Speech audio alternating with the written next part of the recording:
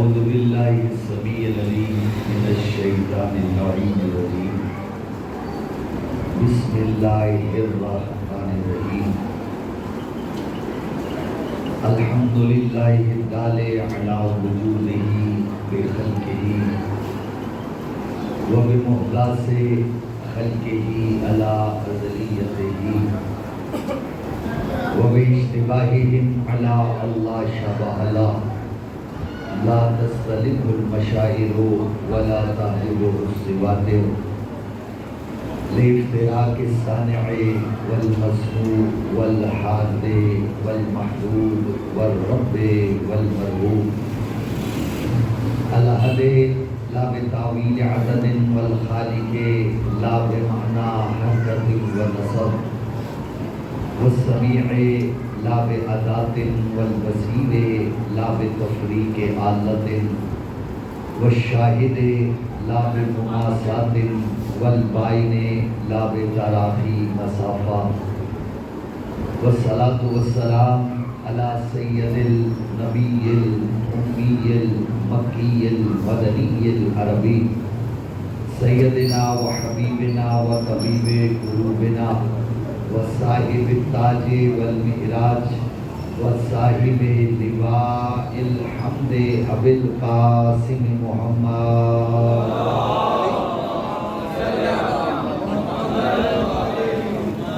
والصلاة والسلام على أهل بيته الطيبين الطاهرين المعصومين المنتجبين المنتخبين المظلومين المطهرين الذين أذهب الله عنهم الرجس وطهرهم تطهيرا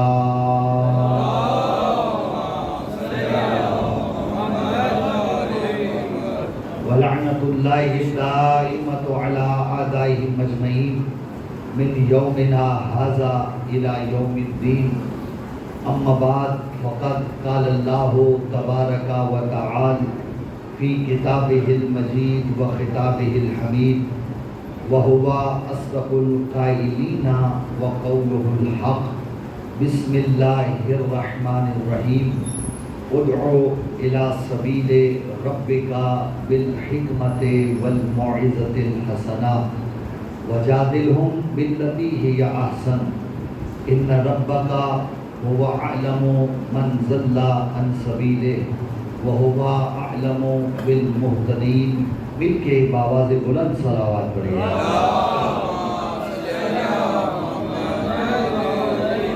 نعرہ تکبیر نعرہ تکبیر نعرہ رسالت نعرہ رسالت نعرہ حیدری حیدری مل کے بآواز بلند صلوات پڑھیے گا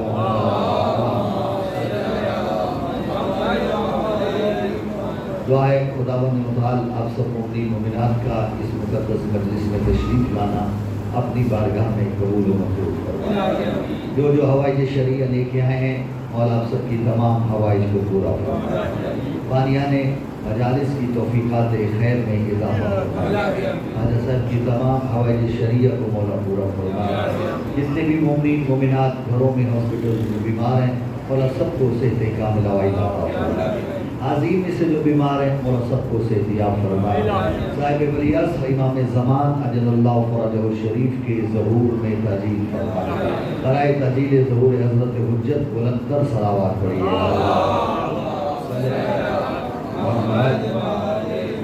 سب سے پہلے تو میں آپ سب مومنین سے دست بدستہ معلوم کھاؤں کیونکہ آج مجھے کافی دور سے آنا تھا اور کچھ حالات موسم کے اور ٹریفک کی وجہ سے کچھ پانیوں کی وجہ سے میں لیٹ ہو گیا آپ سب سے بڑا دل سے معذرت خواہ انشاءاللہ کل سے اپنے مقررہ وقت پہ آپ کی خدمت میں حاضر ہوں گا مولا آپ سب کی توفیقات خیر میں اضافہ فرمائے آپ کا اس بارگاہ میں بیٹھنا اللہ اپنی بارگاہ میں عبادت شمار فرمائے حضور قرآن کریم کی جو آیا تلاوت کرنے کا شرف حاصل کیا گیا سورہ نحل کی آیت ہے اور خداوند متعال ارشاد فرما رہا ہے کہ ادعو الی سبیل ربک بالحکمت والموعظۃ الحسنہ۔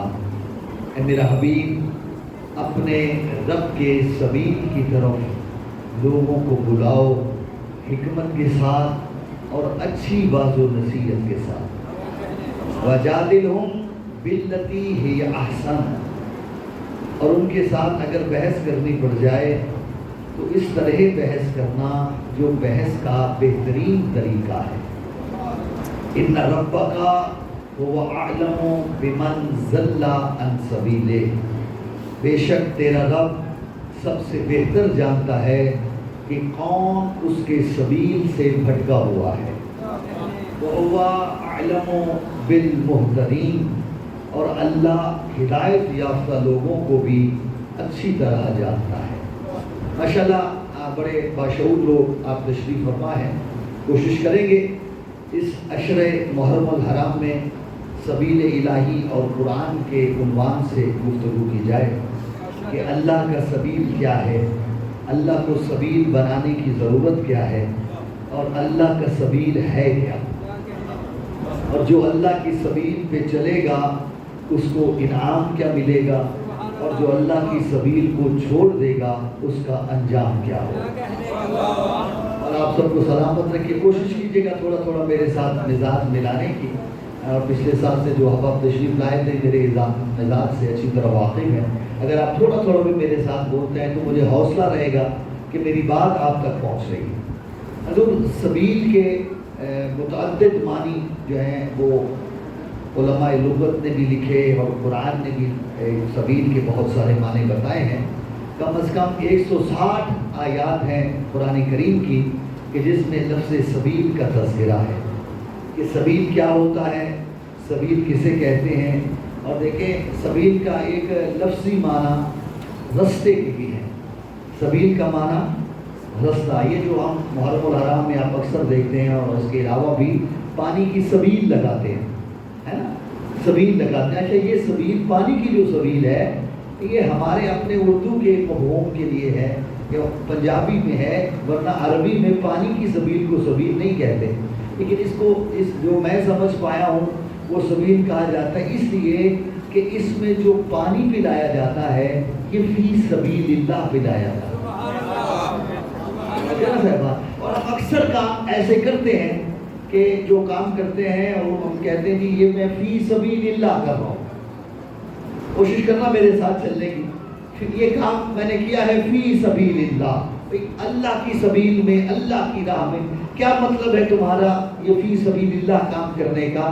یعنی جس کے لیے وہ کام کر رہے ہیں آپ اس سے بدلہ نہیں چاہتے، آپ اللہ سے اس کا اجر چاہتے ہیں۔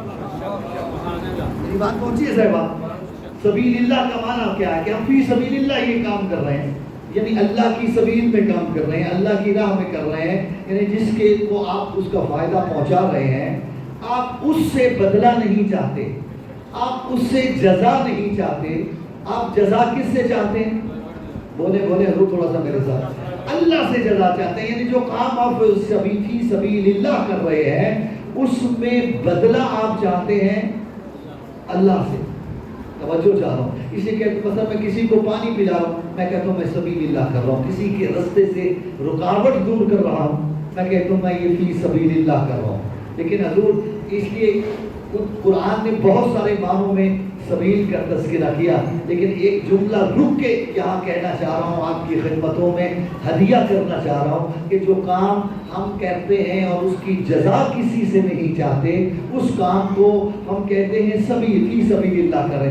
زیادہ سے زیادہ اللہ ہمیں اس کا بدلہ کیا دے گا؟ اس کے بدلے میں ہمیں جنت عطا کر دے گا۔ یہ بتائیے تمہارے کام کرنے میں، فی سبیل اللہ کام کرنے میں، اور کچھ خاص ہستیاں ہیں جو اللہ کے لیے کام کریں اور کسی سے بدلہ نہ چاہیں، ان کی جزا میں فرق یہ ہے کہ ہم اگر کام کرتے ہیں تو بدلے میں جنت چاہتے ہیں، اللہ ہمیں جنت میں جگہ عطا کرتا ہے، لیکن یہ آل محمد ہیں جو یہ کہتے نظر آئے انما نطعمکم لوجہ اللہ لا نرید منکم جزاء ولا شکورا۔ واقعہ آپ کی نگاہوں کے سامنے حسنین بیمار ہوئے، اہل بیت محمد نے 3 روزوں کی منت مانی، جب روزے رکھے، افطار کا وقت آیا، کبھی مسکین آ گیا، کبھی یتیم آ گیا، کبھی اسیر آ گیا، اپنا کھانا اٹھا کے انہیں دے کے کہتے انما نطعمکم لوجہ اللہ، ہم نے جو تمہیں کھلایا ہے یہ قربت الہی کے لیے کھلایا ہے، لا نرید منکم جزاء ولا شکورا، نہ تم سے بدلہ چاہتے ہیں نہ تم سے اس کا شکرانہ چاہتے ہیں۔ اللہ نے کہا اے اہل بیت مصطفیٰ، تم نے یہ میری خاطر لوگوں کو کھلایا ہے، نہ تم بدلہ چاہتے ہو نہ شکر چاہتے ہو، تو سنو، بدلے میں خدا تمہیں جنت دیتا نہیں، جنت کا مالک بناتا ہوں، اور میں خدا خود تمہارا شکر گزار ہوں۔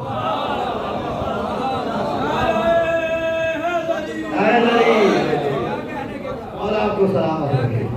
اللہ آل محمد کو جنت دیتا نہیں ہے، انہیں جنت کا مالک قرار دیتا ہے۔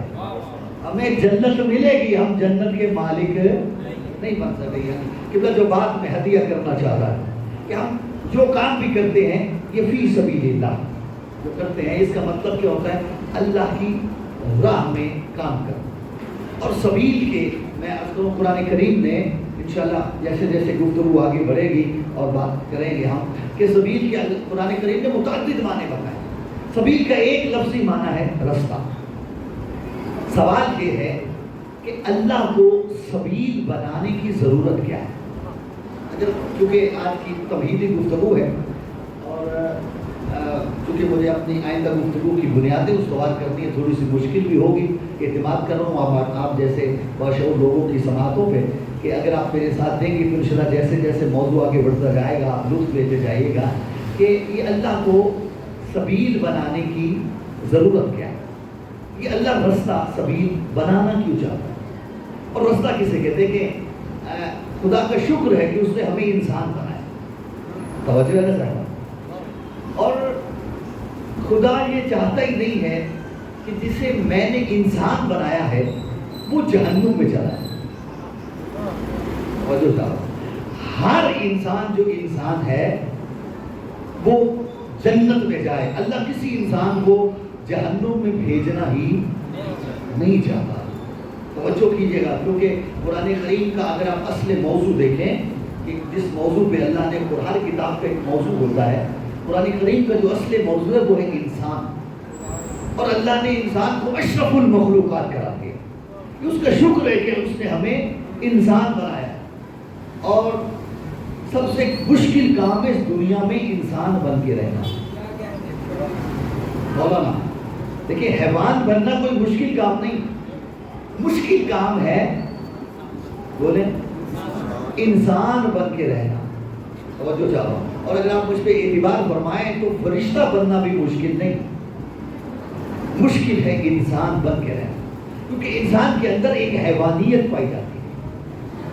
توجہ چاہ رہا ہوں، حیوانیت پائی جاتی ہے۔ آپ کو پتہ ہے جو علماء علم منطق ہیں وہ انسان کی تعریف کرتے ہیں کہ ما هو الانسان، انسان کی ہم کہتے ہیں حیوان ناطق، بولنے والا حیوان، یہ انسان کی علمی تعریف ہے۔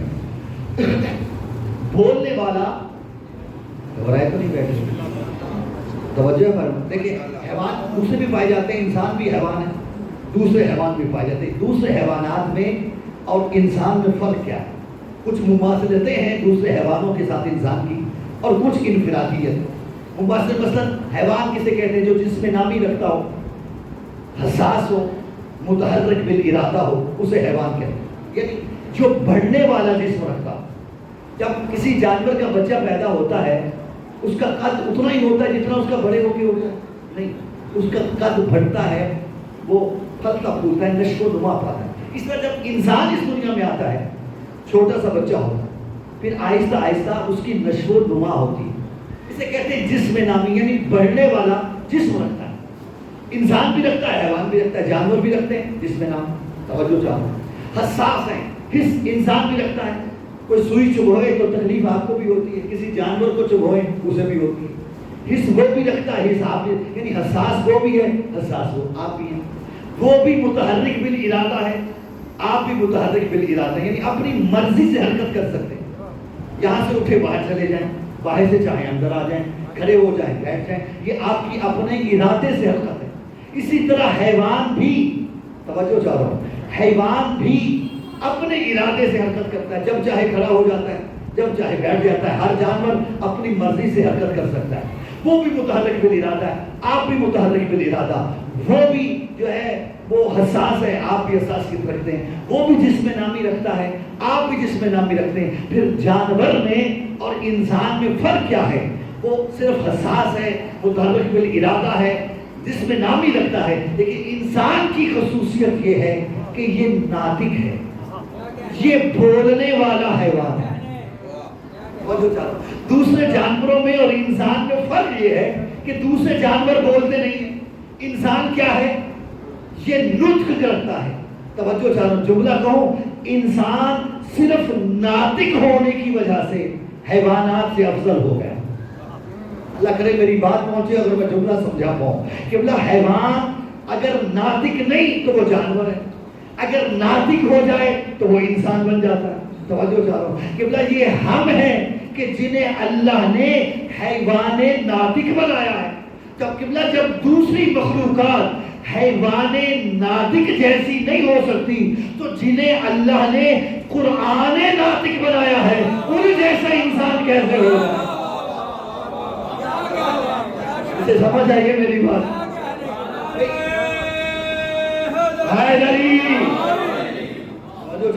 انسان صرف ناطق ہونے کی بنیاد پہ دوسرے حیوانات جیسا نہیں ہو سکتا، تو جنہیں اللہ نے قرآن ناطق قرار دیا ان جیسا انسان کیسے ہو جائے گا؟ جو بات میں کہنا چاہ رہا تھا کہ اللہ نے ہم سب کو انسان خلق کیا، یہ اس کا سب سے بڑا ہم پہ احسان ہے۔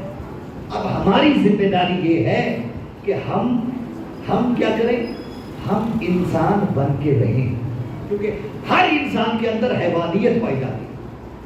مولانا جملہ ہدیہ کر رہا ہوں، پڑھے لکھے دوست تشریف فرمائیں، ہر انسان کے اندر حیوانیت پائی جاتی ہے۔ اس حیوانیت کو جو چیز کنٹرول کرتی ہے اسے سبیل الہی ہے۔ جسے سمجھ آ رہی ہے میری بات؟ اسے اللہ کی سبیل کہتے ہیں۔ اب میں نے پہلے کیا کہ سبیل کے اللہ نے بہت سارے من، انشاءاللہ آگے چل کے بات کریں گے۔ تو اللہ نے یہ چاہتا یہ ہے کہ جسے میں نے انسان خلق کر دیا ہے وہ جہنم میں آ جائے۔ وہ جہنم سے بچے گا کیسے؟ گھبرائے تو نہیں بیٹھے نا؟ جہنم سے بچے گا کیسے؟ کہ اسے ہدایت چاہیے، اور یہ ہدایت اللہ نے ہدایت لینے کے جو آلات ہیں، ہدایت لینے کے جو آلات ہیں تو اللہ نے انسان کو دے کے خلق کیا۔ پڑھیے قرآن، اگر آپ میرے ساتھ چل پائیں تو ایک آیت سنیے گا۔ اللہ فرماتا ہے هو الذی انشأکم وجعل لکم السمع والابصار والافئدہ قلیلا ما تشکرون۔ اللہ وہ ہے کہ جس نے تمہیں خلق کیا، تمہیں پیدا کیا، تمہیں اس دنیا میں بھیجا۔ کیسے؟ وَجَعَلَ لَكُمُ السَّمْعَ، اور تمہارے لیے کان بنائے، وَالْأَبْصَارَ، اور آنکھیں بنائیں، وَالْأَفْئِدَةَ، افئدہ جمع ہے فؤاد کی، فؤاد کا معنی ہے دل، اور تمہارے اندر دل رکھا۔ قَلِيلًا مَا تَشْكُرُونَ، اللہ کہتا ہے بہت کم لوگ ہیں جو اللہ کی ان نعمتوں پہ اس کا شکر ادا کرتے ہیں۔ بڑی توجہ چاہو بھئی، دیکھیں جب اللہ نے انسان کو خلق کیا ہے، آنکھیں تو دی ہیں، کان بھی دیے یا نہیں دیے؟ اچھا آنکھیں کس کام آتی ہیں؟ جی دیکھنے کی، کان پھر بولنا، کان سننے کی، اور دل کس کام آتا ہے؟ دل ہے دھڑک، ہم جسے سمجھیں دل دھڑکنے کے کام آتا ہے، ٹھیک ہے نا؟ یہ خون کو پمپ کرتا ہے، یعنی یہ ساری انسان کی حیات جو ہے یہ مبتنی ہے دل پر۔ توجہ چاہ رہا ہوں، مجھے معاف کیجیے گا، آج کی گفتگو میں نے عرض کیا مشکل ہے اور آپ کی سماعتوں پہ اعتماد کر رہا ہوں۔ اگر یہ بنیادیں میں بنا پایا تو انشاءاللہ گفتگو کا لطف لیجیے گا۔ آئندہ عشرے میں جس بات کے لیے میں زحمت دے رہا تھا، دل کا کام کیا ہے؟ وہ سارے بدن کو خون کی روانی عطا ہے۔ کیونکہ اگر آنکھ ہے کس لیے ہے اسے دیکھتے ہیں آپ، کان کس لیے ہے؟ آپ بولیں گے تو میں کچھ کہہ پاؤں، کان کس لیے ہے؟ سننے کے لیے، لیکن دل جو ہے یہ دھڑکتا ہے، پورے بدن کو خون کی روانی دیتا ہے۔ جب پورے بدن کو یہ خون دیتا ہے، اس کا مطلب ہے پورے بدن کی حیات مبتنی ہے دل کے دھڑکنے پر۔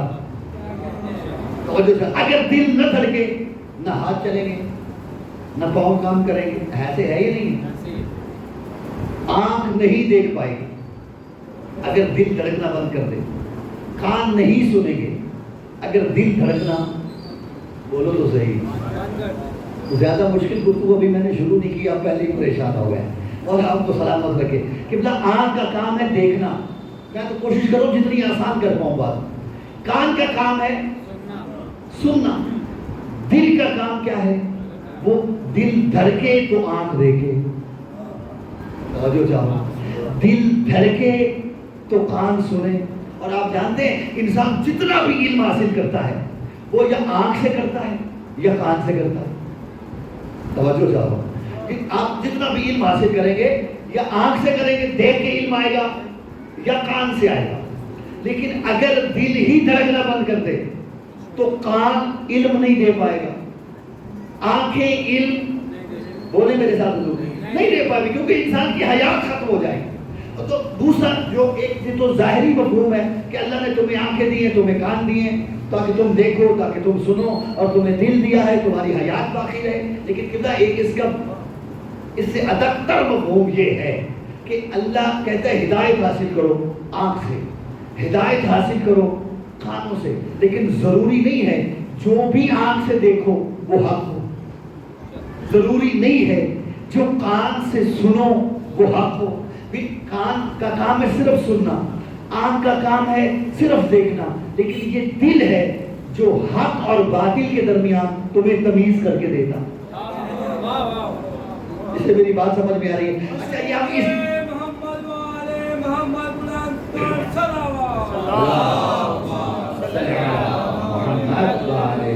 قرآن نے دل اور دماغ کے لیے افئدہ کی تعبیر کی ہے، یعنی افئدہ دماغ کو بھی کہتے ہیں دل کو بھی کہتے ہیں۔ توجہ چاہو، دل و دماغ، کیونکہ دماغ فیصلہ کرتا ہے نا، بس آپ کہتے ہیں میں نے یہ کام بڑے دل سے کیا، کیا آپ دل سے کام کر رہے ہو؟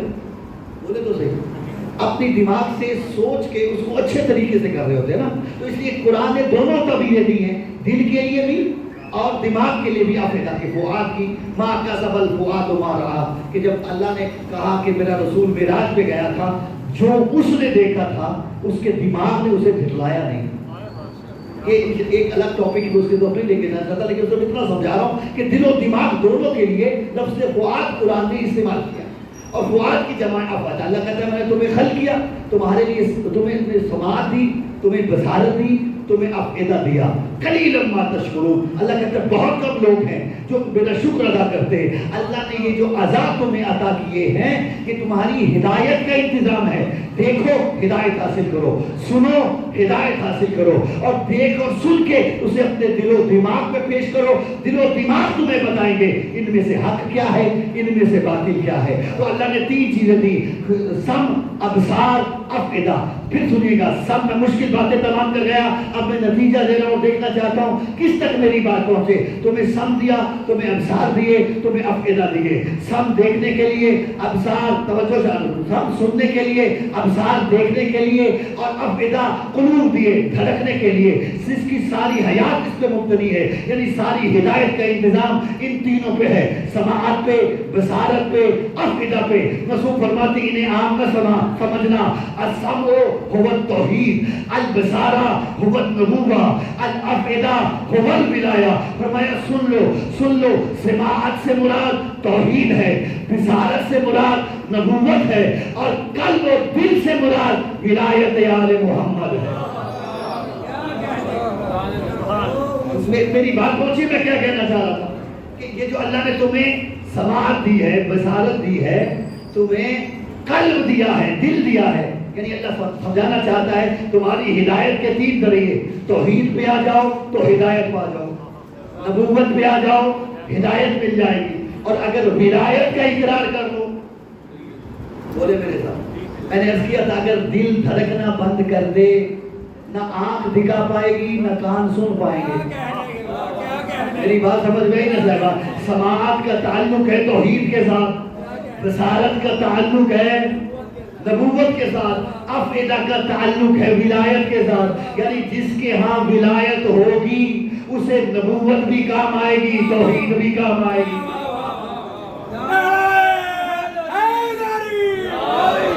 میری بات پہنچیے صاحبان، اور جس کے ہاں ولایت ہی نہیں ہے نہ وہ توحید سمجھ پائے گا، توجہ چاہ رہا ہوں، نہ ہی وہ نبوت کی معرفت حاصل کر پائے گا، تو پھر ہدایت کیسے حاصل کرے گا؟ توجہ صاحبان، دیکھیں میں ایک بات کیا دوں کہ اور کرتا چلا جاؤں، وقت بہت زیادہ لے رہا ہوں آپ کا، کیونکہ انشاءاللہ کل سے باقاعدہ اپنے وقت میں آپ کی خدمت میں حاضر ہوں اور تفصیل کے ساتھ گفتگو ہوگی، لیکن آج جس بات کے لیے میں آپ کو وضاحت دینا چاہ رہا ہوں، توحید کا تعلق ہے سماعت کے ساتھ۔ اللہ کو سن کے مانا ہے، دیکھ کے نہیں۔ بولو جسے سمجھ آئیے میری بات، بھئی اللہ کو دیکھا ہے آج تک کسی نے؟ بولیں، جو دکھنے میں آ جائے وہ اللہ ہوتا ہی نہیں، ایسے ہے یا نہیں؟ بھئی اللہ کو کوئی دیکھ ہی نہیں سکتا، اور اچھا بہت سے انہوں نے کوشش کی ہے اللہ کو دیکھنے کی، توجہ اٹھائیے قرآن، بنی اسرائیل نے کہا موسیٰ ہمیں دکھا، ہم تیرا رب دیکھنا چاہتے ہیں۔ اللہ سے کہا، موسیٰ نے عرض کی پروردگار یہ چاہتے ہیں تجھے دیکھنے، موسیٰ کہتے ہیں لن ترانی، تم ہرگز نہیں دیکھ پاؤ گے۔ اب آپ ایمان سے بتانا، حضرت موسیٰ کے کہنے پہ بنی اسرائیل مان گئی؟ بولے نہیں ہم تو دیکھیں، بڑی لاڈلی قوم ہے حضرت موسیٰ کی، یہ جو قوم ہے بنی اسرائیل ہے، اللہ نے بڑے ناز اٹھائے اس قوم کے، لیکن یہ پھر بھی ٹیڑھی کی ٹیڑھی رہی۔ توجہ چاہ رہا ہوں، کم اللہ کو دیکھ۔ اچھا موسیٰ یہ کہا 70,000 میں سے نا متقی ترین لوگوں کو چنو، اب کہتے ہیں 70,000 میں سے 7,000 کو چنا گیا، 7,000 میں سے 700 کو چنا گیا، 700 میں سے 70 کو چنا گیا، 70 لوگ جو چلے حضرت موسیٰ کے ساتھ، کیا کرنے؟ بولو تو صحیح، اللہ کو، پھر بولنا میرے ساتھ، کہاں گئے؟ کوہ طور پہ۔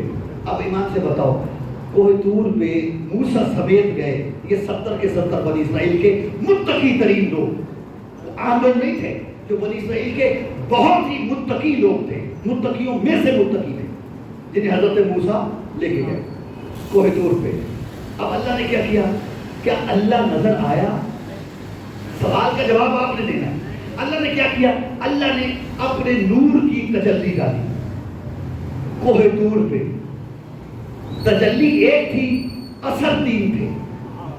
توجہ صاحب، اللہ کے نور کی تجلی ایک تھی، اثر 3 تھے۔ پہلا اثر کوہ طور جل گیا، دوسرا اثر بنی اسرائیل کے 70 کے 70 بندے مر گئے، توجہ چاہو، تیسرا اثر موسیٰ بے ہوش ہو گیا۔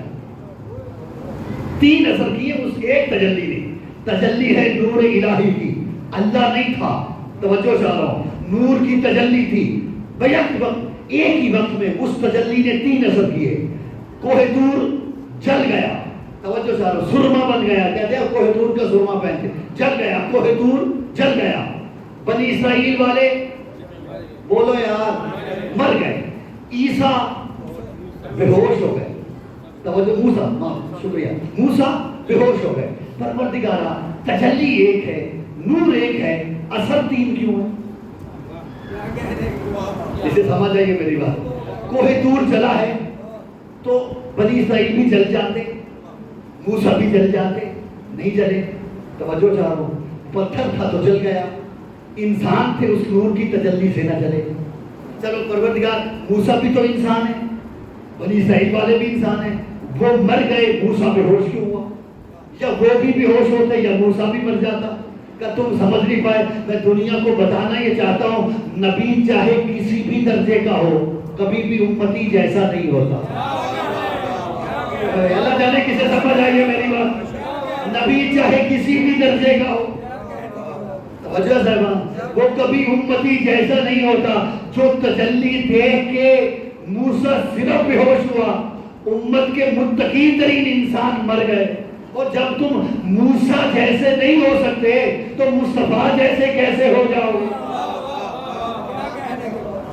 میری بات کو ایک کے بابا سے بلند سلامات پڑھیے گا۔ توجہ ہے صاحبان میری طرف، نہیں دیکھ سکا کوئی بھی اللہ کو، کیونکہ توحید کا تعلق کس کے ساتھ ہے؟ بولو تو صحیح، سماعت کے ساتھ۔ توحید کا تعلق ہے سماعت کے ساتھ۔ دکھنے میں اللہ، اور آج تک کوئی دیکھ ہی نہیں پایا اور قیامت تک کوئی دیکھ ہی نہیں پائے گا۔ ہاں ایک بندہ ہے جس نے یہ دعویٰ کیا ہے کہ میں نے اللہ کو دیکھا ہے۔ جانتے ہو کون؟ جب سرکار امیر المومنین سے پوچھا گیا یا علی کبھی اللہ کو دیکھا ہے؟ فرمایا علی وہ ہے ہی نہیں جو اللہ کو بغیر دیکھے اس کی عبادت کرتا رہے۔ جسے سمجھ آئی ہے میری بات کی، یا علی ہم نے تو سنا ہے اللہ دیکھنے میں بھی نہیں آتا، فرمایا تمہیں کس نے کہا ہے کہ علی نے ظاہری آنکھوں سے دیکھا ہے؟ علی نے تو اللہ کو دل کی آنکھوں سے دیکھا۔ کسی کا معیار ایمان امیر المومنین جتنا ہو تو اللہ کو ایمان کی آنکھوں سے دیکھے نا۔ یہ واحد علی ہے جس نے یہ دعویٰ کیا کہ علی اس اللہ کی عبادت ہی نہیں کرتا جسے وہ دیکھ نہ لے۔ لا بمشاہدۃ العیان، آنکھوں سے نہیں دیکھا، علی فرماتے میں نے دل کی آنکھوں سے دیکھا ہے۔ اسی لیے علی سے بڑھ کے اللہ کی معرفت کسے ہوگی؟ بولو تو صحیح۔ توحید کا تعلق کس سے ہے؟ بولو تو صحیح، سماعت۔ اچھا نبوت کا تعلق ہے بصارت سے۔ نبی کو دیکھو گے تو پہچانو، توجہ چاہو۔ اور یہی وجہ ہے اللہ کیا انبیاء کے جتنے بھی لوگوں نے کلمہ پڑھا نبی کو دیکھے بغیر پڑھا ہے؟ بولے میرے بزرگ، نبی دکھنے میں آتا ہے۔ عجیب ہے، ایک جملہ ہدیہ کر رہا ہوں، تاریخ کی ایک بات ہے، مشکل بات ہے، اللہ کرے میں پہنچا پاؤں۔ کہ یہی وجہ ہے کہ میرا رسول جو اس وقت بھی نبی تھا جب آدم آب و گل کے درمیان تھا، لیکن اعلان نبوت کرنے میں 40 سال اس لیے لیے، اللہ کہتا ہے پہلے محمد اپنا کردار دکھا۔ اللہ جانے کسے سمجھ آئے گی میری اس بات کی، کسے سمجھ، یعنی 40 سال رسول نے اپنا کردار دکھایا، پھر منصب دکھایا۔ توجہ چاہو۔ اور جب کردار دکھایا، جب اللہ نے کہا میرے حبیب ابھی لوگوں کو بلا اسلام کی طرف، رسول کو ہی ابو کو ویس پہ آئے، توجہ چاہو، فرمایا لوگوں تمہیں محمد بلا رہا ہے۔ یہ واقعہ آپ نے بہت بڑا پڑھا اور سنا ہوگا، لیکن میں واقعات پڑھنے کا عادی نہیں، میں تو نتائج لینے کا عادی ہوں۔ رسول نے فرمایا او بنی قریش والوں، قریش کرشیوں تمہیں محمد بلا رہا ہے۔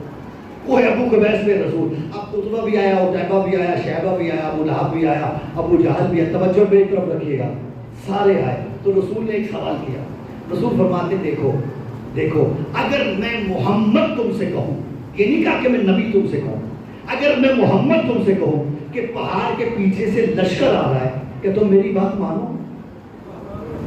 بولے کیا جواب دیا مشرکوں نے؟ ہاں محمد اگر تو کہے گا تو ہم تیری بات کا یقین کرنے کو تیار ہیں۔ توجہ چاہو، جیسے انہوں نے کہا نا محمد اگر تو نے کہا کہ پہاڑ کے پیچھے سے لشکر ہے تو ہم اسے تسلیم کرنے کو تیار ہیں۔ رسول نے فوراً بات کو تبدیل کیا، فرمایا اچھا میں تمہیں کہوں کہ پہاڑ کے پیچھے سے لشکر آ رہا ہے اور تم جا کے دیکھو اور تمہیں لشکر نظر نہ آئے، پھر مجھ محمد کو کیا کہو گے؟ تھے مشرک، لیکن کہتے محمد اگر سے مشرک ہیں لیکن بے غیرت نہیں ہے۔ توجہ چاہو، ہم پہاڑ کے پیچھے جائیں اور لشکر نظر نہ آئے، ہم یہ کہہ دیں گے کہ ہم اندھے ہو گئے، تو سچا۔ مرضی ہے آپ کی، بولو یا نہ بولو، ہم اندھے ہو گئے تو سچا ہے۔ ابھی رسول نے یہ نہیں کہا کہ میں رسول ہوں، میں نبی ہوں، ابھی یہی کہا میں محمد کہہ رہا ہوں، یہ نہیں کہا کہ میں نبی کہہ رہا ہوں، یہ نہیں کہا کہ میں رسول ہو کے کہہ رہا ہوں کہ پہاڑ کے پیچھے سے لشکر ہے۔ تو انہوں مشرکوں نے یہ کہا کہ محمد، ہم رسول کی تو بات ہی نہیں کر رہے، ہم تو ذات محمد کی بات کر رہے ہیں۔ وہ اتنی سچی ہے کہ اگر پہاڑ کے پیچھے جائیں ہمیں نظر نہ آئے، ہم کہیں گے ہم اندھے ہیں لیکن تو سچا ہے۔ ارے مشرکوں نے مشرک ہو کے اعتراف کیا کہ محمد ہو کے بھی ہم جیسا نہیں، تو جو محمد کو نبی بن کے بھی اپنے جیسا کہے وہ کتنے بڑے مشرک ہو جائے۔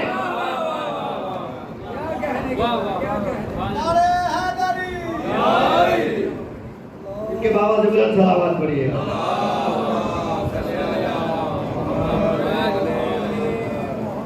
میری بات پہنچ رہی ہے صاحبہ؟ رسالت نبوت کا تعلق بصارت کے ساتھ، پہلے دکھایا پھر منوایا.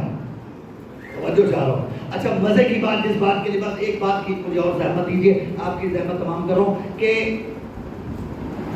منوایا رسول کا کردار. وہ مشرک جب مشرک تھے انہیں نہیں پتا تھا کہ محمد اللہ کا رسول ہے، محمد اللہ کا نبی ہے. توجہ چاہ رہا ہوں. کہنے لگے محمد محمد. ہم کہتے ہیں کہ ہم اندھے ہو گئے لیکن تو کیا ہے؟ بولے میرے حضور تو سچا ہے، یعنی تو ہم جیسا نہیں ہے. مزے کی بات یہ ہے جب رسول نے اعلان نبوت کر دیا، وہی مشرک جو محمد کو اپنے جیسا نہیں سمجھ رہے تھے انہوں نے ہی اپنے جیسا کہنا شروع کر دیا.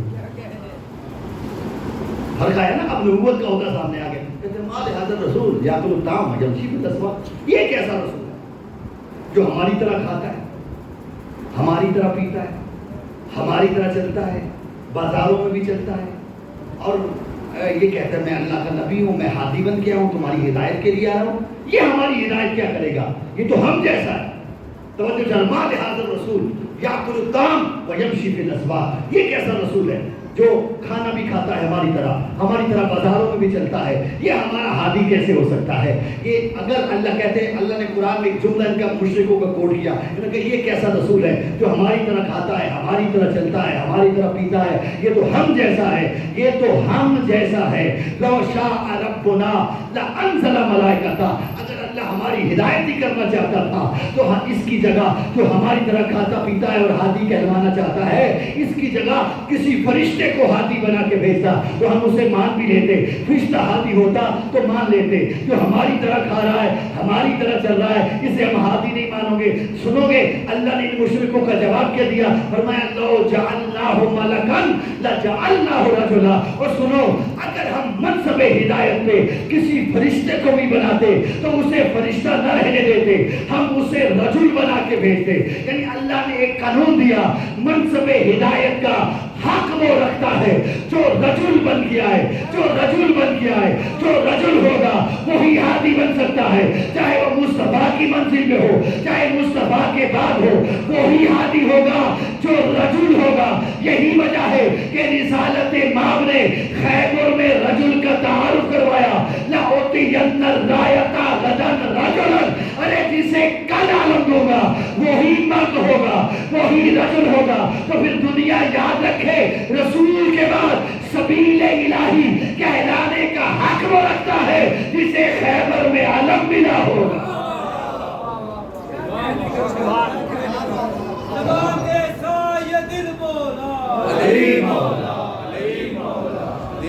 مولا آپ کو سلامت رکھے. کہتے مال حضرت رسول. یہ کیسا رسول ہے؟ ہماری طرح کھاتا ہے، ہماری طرح پیتا ہے، ہماری طرح باتیں کرتا ہے. توجہ چاہتا ہوں. اور مزے کی بات ہے کہ کچھ کلمہ کو بھی ایسے نکلے جو رسول کو اپنے جیسا سمجھتے ہیں. بس زحمت تمام کر گئے آج آپ کی پوری توجہ چاہ رہا ہوں. کچھ کلمہ گو بھی ایسے نکلے، اس کا جواب اللہ نے قرآن میں رکھ دیا. قل انما انا بشر مثلکم یوحی الی. اب جو رسول کو اپنے جیسا کہتے ہیں نا، آپ ان سے پوچھے بھائی کیوں کہتے ہو؟ قرآن کی آیت ہے. کون سی آیت؟ اللہ کہہ رہا ہے پھر ابھی کہتے ہیں سوائے اس کے نہیں. انما انا بشر مثلکم، میں تم جیسا بشر ہوں. بھائی آدھی کیوں پڑھتے ہو؟ پوری کرو. یوحی الی، میں تم جیسا بشر ہوں لیکن مجھ پر وحی آتی ہے. وہ سے سمجھ آتی ہے. تم تو رسول کو اپنے جیسا کہتے ہو، بتاؤ تم پہ بھی وحی آتی ہے؟ بولے میرے نوجوان بھائیوں سالوں خان تو یہ کہے رسول ہم جیسا بشر ہے. قرآن کی یہ آیت ہے. توجہ چاہو، قرآن کی آیت ہے یا نہیں کہ رسول کہہ دے انما انا بشر مثلکم، میں تم جیسا بشر ہوں. فرق کیا ہے؟ یوحی الی، مجھ پر وحی آتی. اس کا مطلب ہے جس پر وحی آ جائے تم اس جیسے کبھی نہیں ہو سکتے. اور مزے کی بات ہے ٹھیک ہے. اللہ نے قرآن میں کہا اور رسول نے کہا میں تم جیسا ہوں، لیکن یہ کہیں بھی نہیں کہا کہ تم بھی مجھے جیسے ہو. مرضی ہے آپ کی. یہ ضرور کہا میں تم جیسا ہوں، لیکن یہ نہیں کہا کہ تم مجھ جیسے ہو. فرق ہے دونوں باتوں میں. توجہ چاہ رہا ہوں. میں تم جیسا ہوں اس لیے کہ حقیقت میری نورانی ہے. اللہ اللہ نے مجھے بشری لبادہ اس لیے اڑایا تاکہ تم مجھے دیکھ کے اس کو پہچان سکو. سمجھ آئی صاحبان؟ میں تم جیسا ہوں لیکن کہیں نہیں کہا کہ تم مجھ جیسے. بولو میرے ساتھ. اس کا مطلب ہے کہ رسول جیسا وہ ہو سکتا ہے. توجہ چاہ رہا ہوں. جسے رسول کہے کہ تو مجھ جیسا ہے. جسے سمجھ آ رہی ہے باتوں کی. اور پوری کائنات میں واحد ایک شخصیت ہے کہ جس کے لیے رسول نے کہا یا علی لہو کا لہمی، یا علی دموں کا دمی، یا علی روح کا روحی، یا علی جسموں کا جسمی، یا علی انت منی وانا من کا. اے علی تیرا خون میرا خون ہے. اے علی تیرا گوشت میرا گوشت ہے. یا علی تیرا خون میرا خون ہے. یا علی تیرا جسم میرا جسم ہے. یا علی تیری روح میری روح ہے. یا علی تو مجھ سے ہے میں تجھ سے ہوں. یہ واحد علی کی ذات ہے. یہ علی ہے جو رسول جیسا ہے اور رسول ہے جو علی جیسا ہے. کائنات میں کوئی رسول جیسا نہیں ہو سکتا کیونکہ علی کے سوا رسول نے کسی کو خواہی نہیں. رسول نے صرف علی سے کہا یا علی تیرا جسم میرا جسم، یا علی لحم کا لحمی، یا علی جسم کا جسمی، یا علی روح کا روحی، یا علی تیرا جسم میرا جسم، تیری روح میری روح. اب آپ ایمان سے بتانا جسم افضل ہوتا ہے یا روح افضل ہوتی ہے؟ بولو میرے ساتھ. جسم افضل ہے یا روح افضل ہے؟ یقیناً روح افضل ہے. اور جب تم محمد کے جسم جیسے نہیں ہو سکتے تو محمد کی روح جیسے کیسے ہو جائے؟ زیادہ بھی میں ہی مارنا ہے. مل کے دونوں ہاتھ بلند کر کے نعرہ حیدری. اللہ آپ کو سلامت رکھے. اچھا اس حدیث کو بس میں نے زحمت تمام کی. اس حدیث کو غور سے دیکھے گا. لحم کا لحمی یا علی، دموں کا دمی یا علی، بدنوں کو بدنی، بولو میرے ساتھ، یا علی، روحوں کا روحی یا علی، یا علی انت منی وانا من کا. 5 قول ہر ایک کے ساتھ یا علی کہا. جسے سمجھ آئیے میری بات.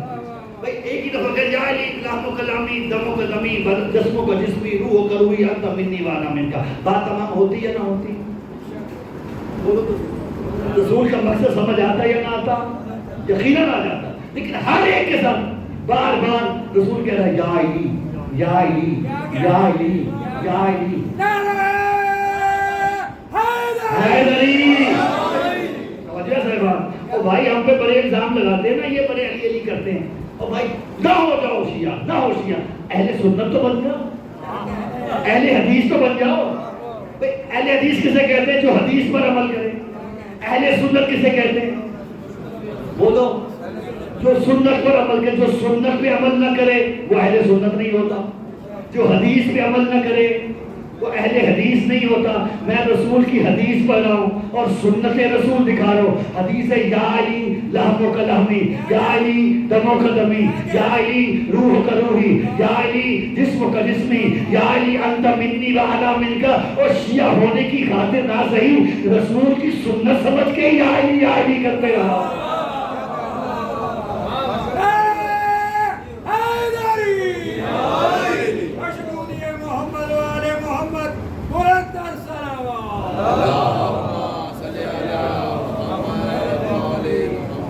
اللہ نے اپنا سبیل بنایا ہے محمد و اہل بیت محمد. اور مزے کی بات ہے قرآن میں سبیل 2 طرح کے ہیں. ایک ہے سبیل الرشد، ایک ہے سبیل الغی.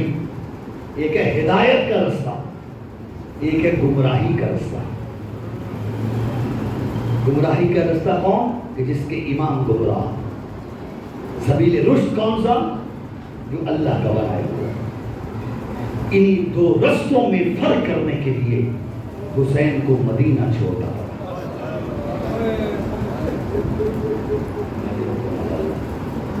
حسین سمجھانا چاہتے تھے سبیل رشد کیا ہے، سبیل غی کیا ہے. آ گئے ایام عذاب.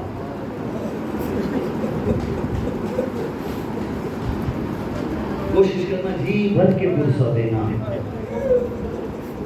اللہ نے تمہیں ایک اور سال دیا ہے حسین کے غم میں رونے کے لیے. اللہ جانے اگلے سال کس کے نصیب ہوگا،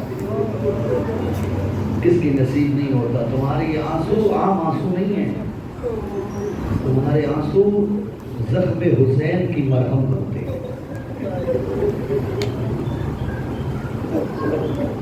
کوشش کیجیے جتنی عزاداری کر سکتے ہو ضرور کرنا. کیونکہ حسرت ہے زہرا کی کہ کوئی تو ہو جو میرے حسین کو رونے والا ہو. دو واقعے چھوٹے چھوٹے سنانا چاہتا ہوں، لیکن اگر توجہ کرو گے گریے کا سبب ہے کہ سامرہ میں جب ظالم حکومت تھی نا، لوگ حسین کا غم نہیں منا سکتے تھے، عزاداری نہیں منا سکتے تھے، اجتماع نہیں کر سکتے تھے. جانتے اس وقت شیعہ کیا کرتے تھے؟ مائیں اپنے بچوں کو تختیوں پہ مصائب حسین لکھ دیتی تھی. بچے سارا گھر اس کے ارد گرد بیٹھا تھا، بچہ تختی سے مصائب حسین پڑھتا گریا. اس طرح سامرہ کی ایک مومنہ تھی، اس کے 2 بیٹے تھے، 1 بیٹی، شوہر نہیں تھا. یہ 4 افراد تھے، مومنہ تھے. ایام حسین آ گئے. اس نے کیا کہ ایک تختی پہ بچے اپنے بیٹے کو حسین کا مصائب لکھ کے دیا. باقی افراد تھے نا، ماں، بیٹا اور بیٹی، یہ تینوں بیٹھ گئے، مصائب سنتے رہے، گریا کرتے رہے. پھر دوسرے بچے کو تختی پہ لکھ کے دیا، وہ مصائب پڑھتا رہا، سارے روتے رہے. حاکم وقت کو خبر ملی کہ یہ مومنہ حسین کا غم منا رہی ہے. اپنے دربار میں طلب کیا، میں نے سنا ہے تو حسین کی عزاداری کرتی ہے، شکر کرو تمہیں عزاداری کی وہ قیمت نہیں دینا پڑی جو لوگوں نے دی ہے. کہاں عزاداری کرتی ہوں؟ کہتے تمہیں اس کی قیمت دینا پڑی تھی. کہتی کیا قیمت؟ کہا تجھے اپنے دونوں بچے قربان کرنا پڑے. اللہ اکبر. اچھا، وہ مومنہ رو کے کہتی ہے اگر بچے دے دوں تو پھر عزاداری کر سکتی ہوں؟ کہا ہاں تو کر سکتی ہے. کہا ٹھیک ہے، میرے دونوں بیٹے میں دینے کو تیار ہوں. ایسے نہیں، ایک بچے کو تو گود میں اٹھا، دوسرے بچے کو اپنی بیٹی کو دے. اور اس نے جلاد کو اشارہ کیا، ایک بچہ ماں کی گود میں ذبح کیا گیا، دوسرا بچہ بہن کی گود میں ذبح کیا گیا. جب دونوں بچے ذبح، دونوں بچوں کے سر اٹھا کے اس مومنہ نے اپنے جھولی میں ڈالے، کربلا کی طرف منہ کر کے کہتی ہے حسین ایک اکبر کا صدقہ ہے، ایک اصغر کا صدقہ.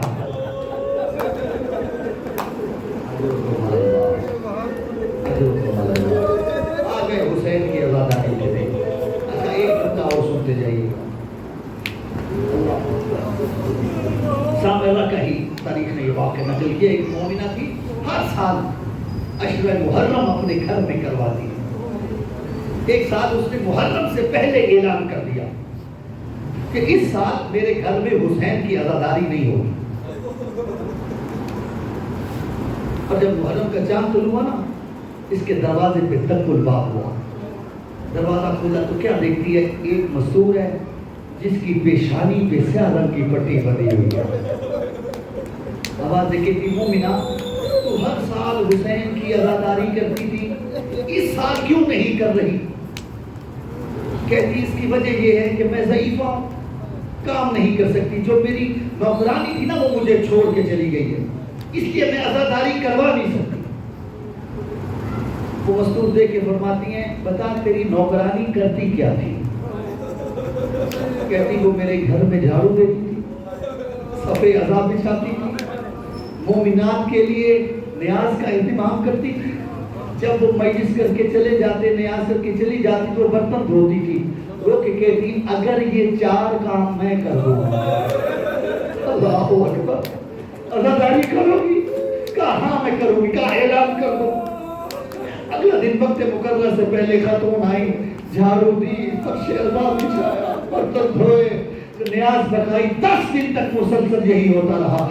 10ویں دن صفحے عذاب لکھتی نا، یہ مومنہ جان کے جانے لگی مستور تو دیکھ کے کہتی، مومنہ دیکھ کہتی ہے اے کنیز خدا 10 دن سے تو حسین کے عزاداروں کی خدمت کر رہی ہے، تو نے ایک دن بھی نیاز نہیں چکھی، آج نیاز تو کرتی جا کر نہیں، میں نے بہت دور جانا ہے.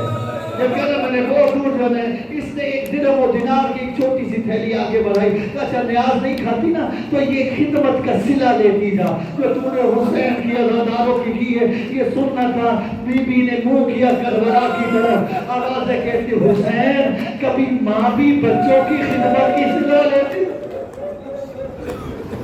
اجرکم اللہ، اجرکم اللہ، اجرکم اللہ۔ سیدہ کی حسرت ہے کہ تم حسین کے غم میں آنسو بہاتے، اور خدا گواہ ہے حسین کی ماں تمہارا یہ احسان کبھی نہیں بھولے۔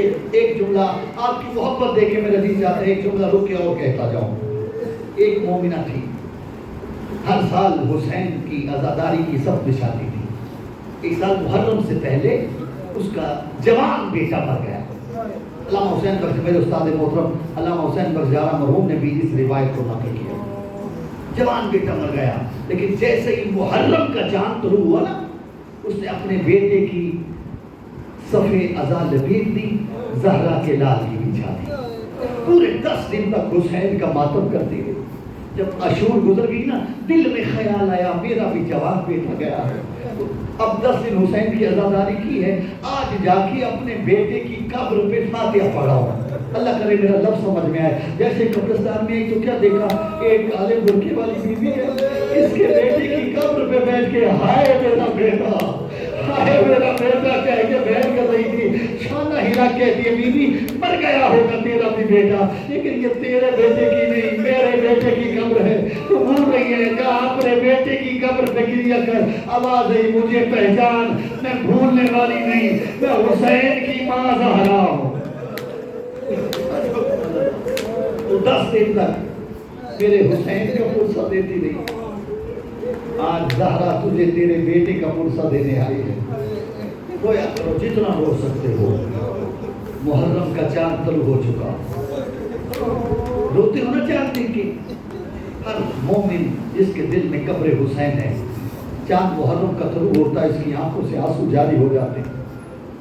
لیکن فرق ہے، آپ نے دیکھا ہے اپنے گھر میں بیٹھ کے، علی کی بیٹیوں نے جنگل میں دیکھا، جیسے ہی علی کی بیٹیوں نے دیکھا ایک ہی آواز گونجی، اِنَّ لِلَّهِ وَإِنَّا إِلَيْهِ رَاجِعُونَ۔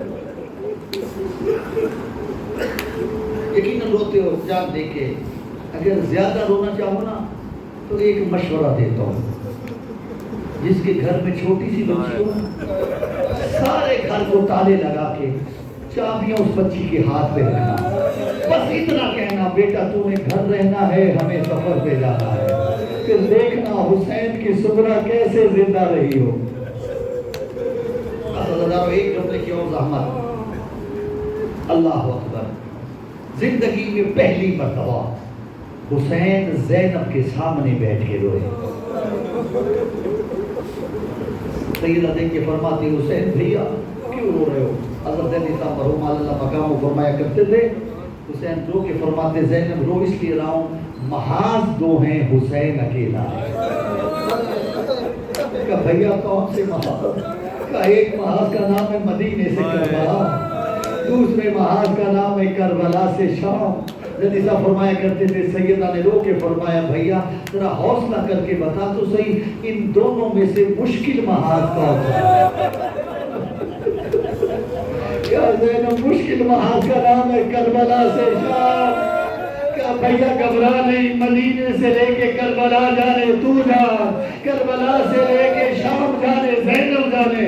حسین آپ میرے ساتھ فوج تقسیم کر دے، حسین اکبر تیرے حوالے، کبرا میرے حوالے، حسین اصغر تیرے حوالے، سکینہ میرے حوالے، حسین قاسم تیرے حوالے، مروا میرے حوالے، حسین اور محمد تیرے حوالے، زکیہ اور رضیہ میرے حوالے۔ حسین سارے مرد تو لے لے، ساری مسورات مجھے دے دے، لیکن ایک منت کرتی ہوں ایک سجاد مجھے دے دے، وعدہ کرتی ہوں اسے کوئی تکلیف نہیں آنے دوں۔ حسین کی آواز رہی، زینب میں جانتا ہوں تیرے بغیر میرا مشن نامکمل ہے، لیکن میں پابند شریعت ہوں، جب تک عبداللہ تجھے اجازت نہ دیں گے، حسین ساتھ لے کے نہیں جا سکتا۔ وہ آزادانو زندگی میں پہلی مرتبہ روتی ہوئی سیدہ اپنے گھر کو چلی، آواز دے کے فرماتی ہیں بیویوں دعا کرو مجھے عبداللہ اجازت دے دے، ورنہ ادھر حسین کا گھوڑا نکلے گا، ادھر زینب کا جنازہ نکلے گا۔ وہ آزادانو سیدہ چلتی چلتی اپنی حویلی میں کہا جہاں جناب عبداللہ بستر بیماری پہ تشریف فرماتے، روتی روتی علی کی بیٹی زمین پہ بیٹھی، عبداللہ کی نگاہ پڑی، ایک آواز دے کے فرماتے ہیں زینب عباس کی زندگی میں تمہیں کس نے رلا دیا؟